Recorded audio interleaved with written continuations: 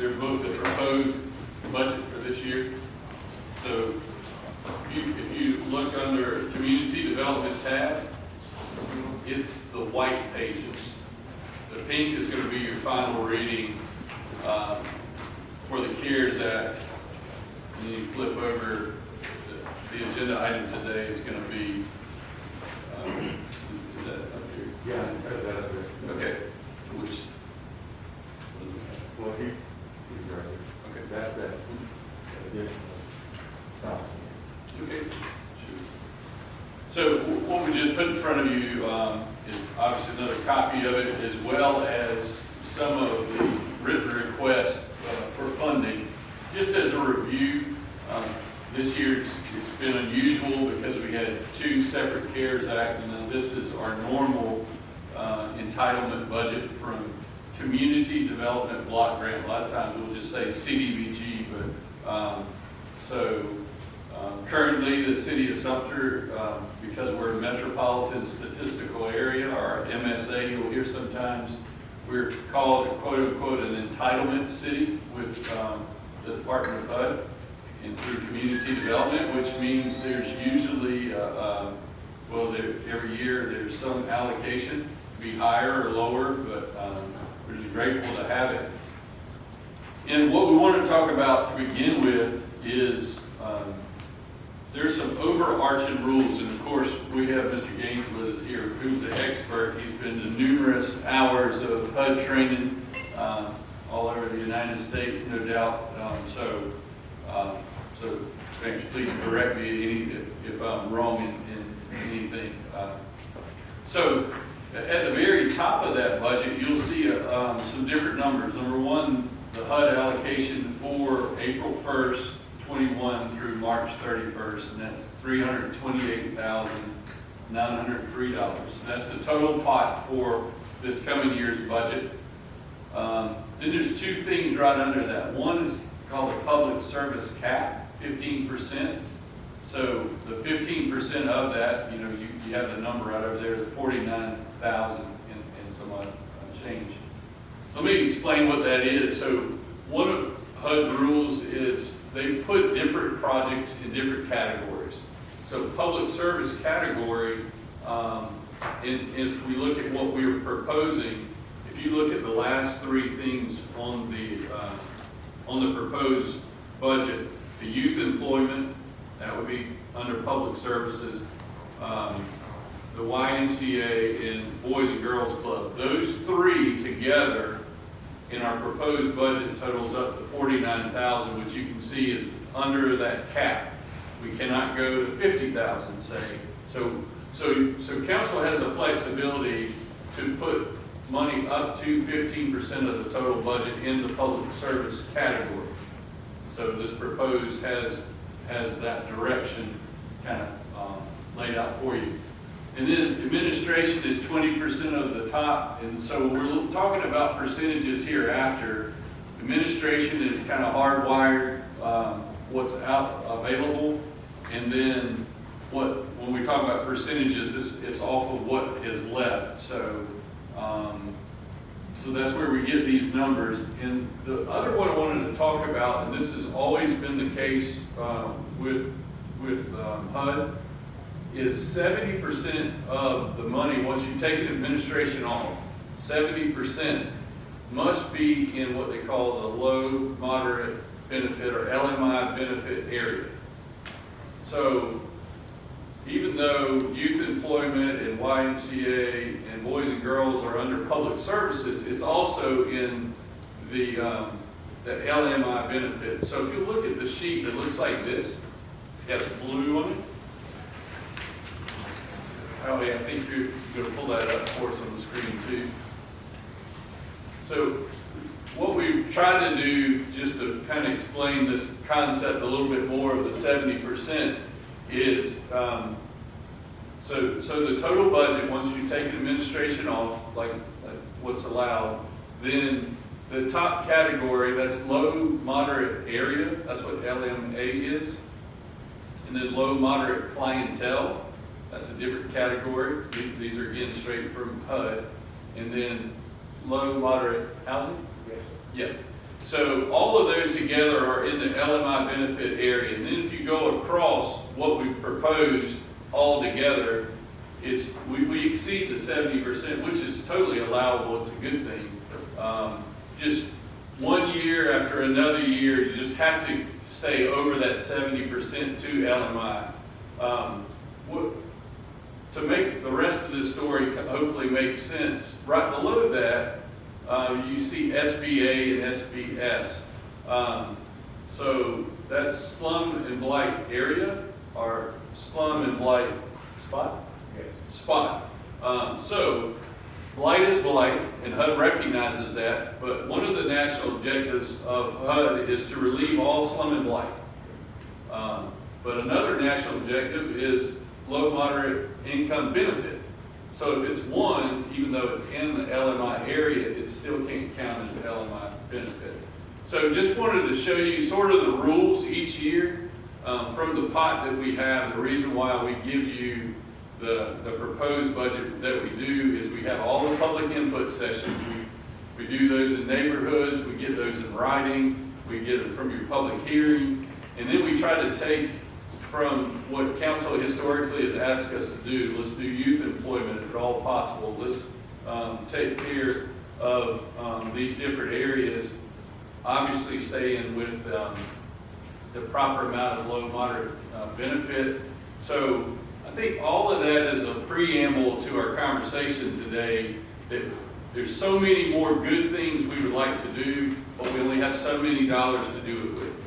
So what we've tried to propose and have before you, in light of what we've done in the past, what we've heard council is important to council, we've presented it. Just the last thing I tell you about this chart is, again, what is highlighted in yellow is that 15% public service cap. You'll see it's still an LMI benefit, but so I hope this is somewhat helpful. I'd like to stop at this point just to answer any questions, make sure we're all on the same page. Any questions for staff? I've got, just to simplify it even more, so if we wanted to take $49,000, or if we want to take all $328,000 and put it towards youth employment, we can't. You cannot. Address it. And so that's the reasons why they're kind of kept where they are. I guess if Mr. Gaines and Mr. Fade, I guess if you don't mind just walking us through kind of the process, when a request comes. Obviously council hears it, but you guys get some straight to you. So how do you do that? How do you vet, all the applicants that you get? And if you just kind of walk us through that, just to educate us on it. Good afternoon, sir. Council. Basically, I'm gonna walk down each one of our projects and what we basically do with them. For administration, that's basically paid staff, benefits, paid staff benefits, paid staff. Demolition, like city manager said, we do that about every year.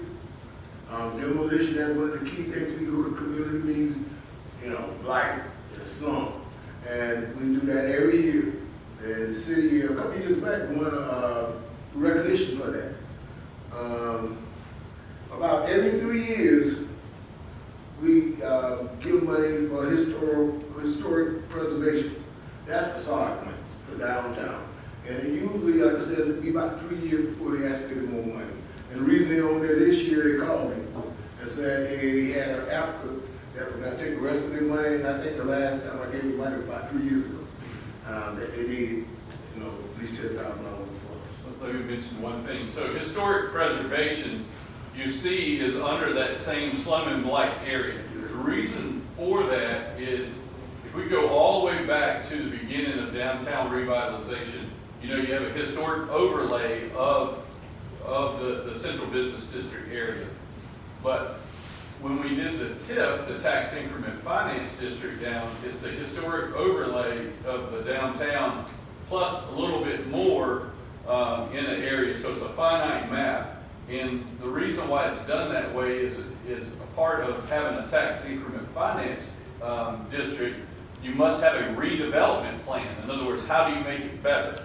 So where there was blight, before this plan, that was recognized by HUD when we started the facade grant program, and it fit under there. So it was approved, fit under there, and then back to what Mr. Gaines was saying, is actually, because we could use all the money, to the mayor's example, like for youth employment, we could use all the money that we get in a year for demolition, but we can't. There's only so much we can put there. So we try to measure that out. We could use $40,000 for historic preservation, but we just don't have it. So that's kind of the difference between the two. Remembering again, it has to be in that redevelopment area, which is a hard boundary. And that's recognized by HUD as a redevelopment area that was also used for the TIF. So it has to be in that boundary. We've had requests just on the other side of the street from the boundary, and we're not allowed to use it there. So we'd love to. Tell the boundary if you don't mind. So the boundary is right between, help me with this, it is right on the other side of Central Carolina Nursing School. So our water department is outside. That side of the street is outside. The nursing school is inside. That's the boundary of the request that we've been continuing to get. So, Bartlett down to Calhoun, and then Harvard over here, over to Washington. So, rectangle. so Who controls the facade grant? Because he said they contacted him and said, we need more money. yeah, so the downtown department. So we since we've been doing downtown revitalization, those requests, multiple requests come in to the downtown department. And it can come through different ways. It can come to the downtown board. It'll end up coming through Mr. Owens' office for sure. But sometimes they'll reach out to the downtown department, and a lot of times we'll find out, hey, we've got a lot of pent up demand. People say, I'm ready to do this big project. Is there any money to leverage? In the good old days, when we had a good bit more money in the big pot, meaning we had more in historic preservation, we could leverage those facade grants. They could be as high as, you remember the highest? At one point, I think that we got up to $50,000, so you could get a $10,000 facade grant, but now with getting $10,000, we've kind of got it down to $2,500, so we could at least help as many people as possible. So if someone in the district applied, there would be a competitive process, depending on, just like most of our downtown RFPs, like what do we get the most bang for the buck, and try to use that. So we've done this before. It might be interesting for council again to do a complete list of all the facade grants we've done in the district. You'll say, oh yeah, that one looks really nice. But what you'll see each time is there's a lot more private investment, but basically our grants just sort of leverage. So like if we get $2,500, maybe you see $10,000 worth of work. Or if we get $10,000, maybe you see $50,000 worth of work. But that's what the they is the downtown department. So that's how. It's still coming up through Alley right now. Yeah. Can that amount be increased? It can be with the total not exceeding of that general area, just because again, we could take more from LMI benefit, but there's only so much we can do because of that separation of LMI benefit versus not. Yes, sir. Who determines what houses get demolished? How does that work? Who does that? So we'll do that with codes enforcement. Codes enforcement runs the PRIDE program. So they coordinate with community development to make sure, obviously, that the money is spent correctly. We're using all the HUD rules.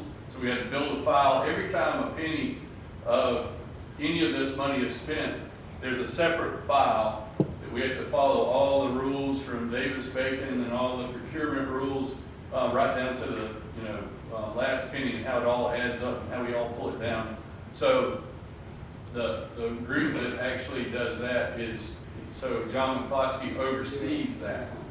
So again, just like rehab or anything else, you're getting requests in all the time, and it's sort of a first come, first serve on that. So if we can get the authorization, like right now, we have about $50,000 worth of demolition work to do, but for the money. So we have numerous years looked for demolition money outside of community development. As the process gets up and running, we're out of money.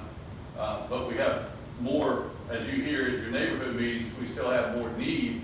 So when people sign the waiver, then we're just waiting on the next pot of money wherever it comes from to do it. I don't suppose we can clean up lots with that money. Lots is not the same because blight being blighted buildings is kind of, now, when you clean off a blighted structure, the lot gets cleaned too, but not just a weeded lot. That's So, Mr. Gaines, if you don't, keep going, because I think that's probably, I probably should have clarified my question a little bit more, but this is flushing it out. So how, the steps that folks take, so if someone for historic preservation, obviously would come through, say Howie's office, then go to you. And then so moving, I guess, into housing repair, that's a big one. So how does that, obviously, I know we have our outreach meetings and those types, but do other folks, do they just come in and submit applications in your office, or I guess expand on that a little bit, please? That's what they basically do.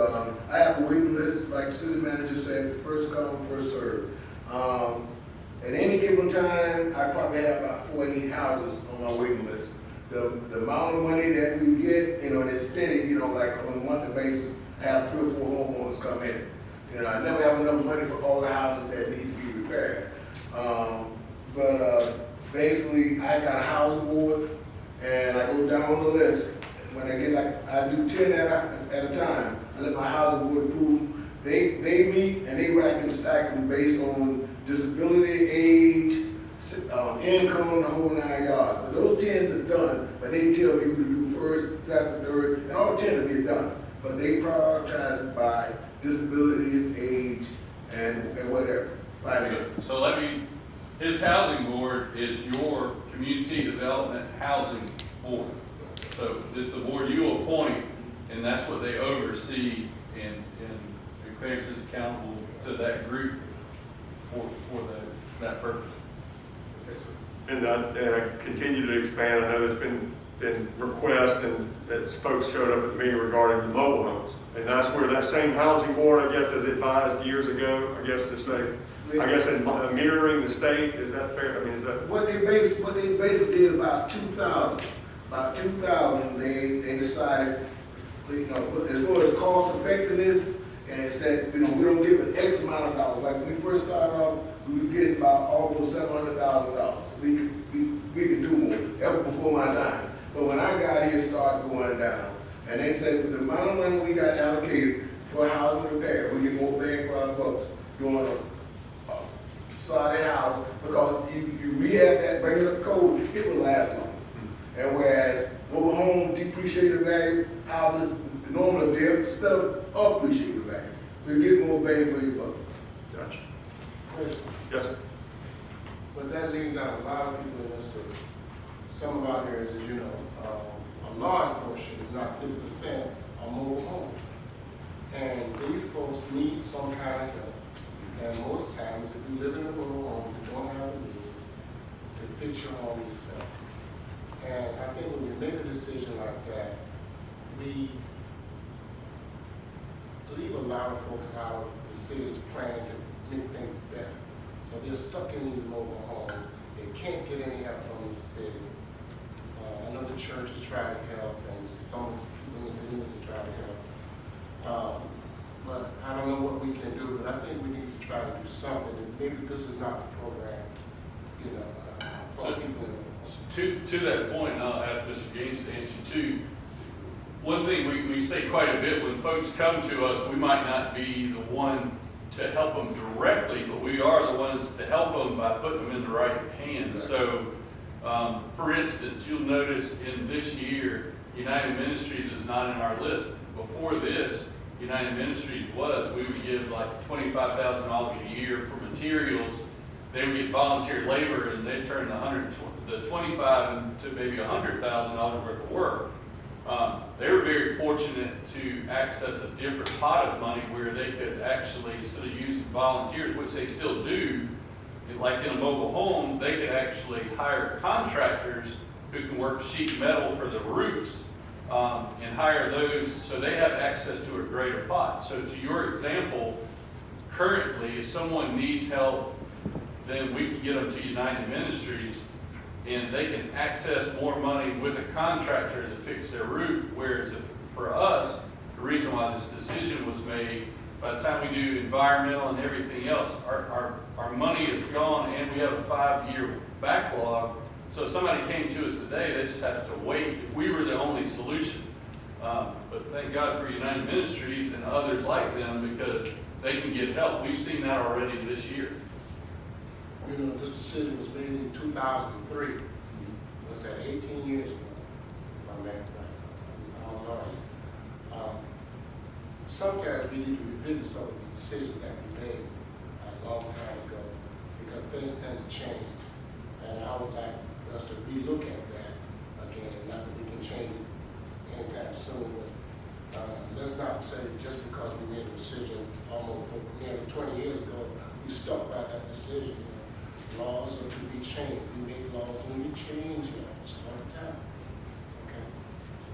Just comment.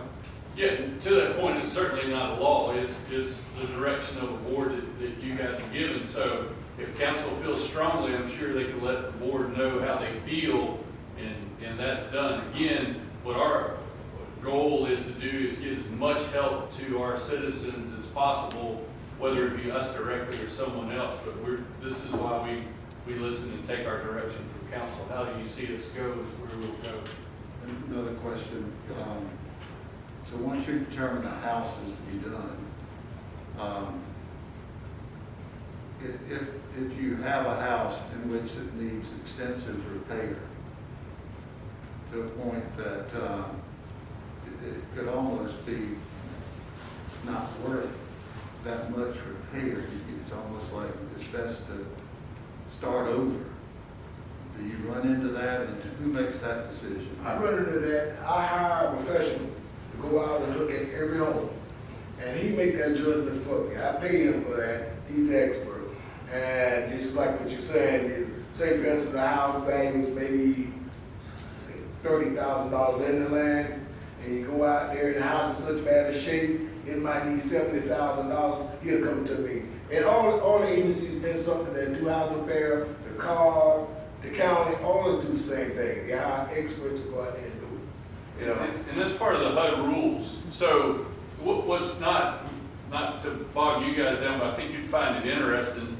When we use, there's been a large historical backlog of need for housing rehabilitation. Back before we were an entitlement city, we were successful in competitive grants because we had a large need for housing rehabilitation.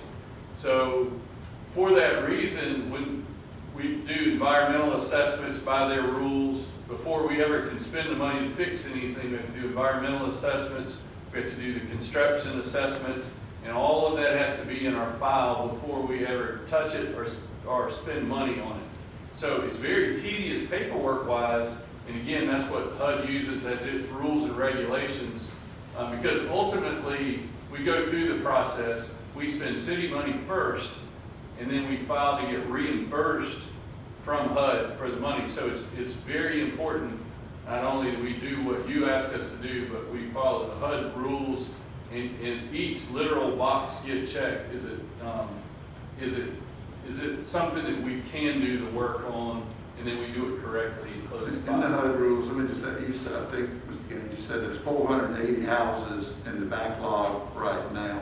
4 to 5 years. In 4 to 5 years. Yes, 45 years of All right, housing. so if someone comes in today and they needed, let's say, desperately, they got a bad leak in their roof, they need a $2,000 shingle job today.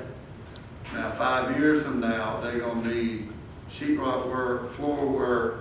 That $2,000 is turned into $20,000. Right. Is there anything in the HUD rules as far as, oh no, don't, that you can, I mean, you can separate the request into those that are, you know, can you satisfy, if you got 500 houses in the queue, but there's 150 of them we could fix for $2,000, and then there's 25 of them cost us $50,000. Can you say, I'm gonna pull 10 out of this queue every year and 1 out of this, or so that we can somehow get ahead and fix homes before they get in worse shape? Okay, sir, the city is about the only agency that do full rehab, the whole house. I got 3 other agencies that I partner with, that situation, what they call emergency rehab. You got the county do emergency rehab, the COG do emergency rehab, and Water Rico Community Action do rehab. They send all their people that need major rehab to me. People that need emergency rehab, I forward them to them. You know, because they can do it probably within, they use state funds, so they probably can do it probably within a month or 2. Whereas, like the city manager said, any property I touch, I got to do it environmental. I got to do a lead inspection. Environmental can take anywhere from 6 to 8 months sometimes. I got to do a lead inspection, all that by HUD. HUD telling me I have to do that. So, emergency situation is more suitable that people get state money because they can go in there and do it. Whereas I got to, follow the guidelines with HUD. And if I may, one of the things that Clarence does very, very well is liaise with other agencies in the community who go to the people that can get the stuff done fast. Working with people like United Ministries to have people go in and have that humanities. It's not just we sit here, we do our thing, they collaborate with all the other agencies in the city and the county to get these things done and send people to ask the right questions. It's a referral source and a workforce, if that makes sense. And if I may, Mayor, just looking at your entire yearly budget, it's a tiny amount of money to get a lot done. And we're very proud of how much gets done, but I think the point that Lefford just made is important.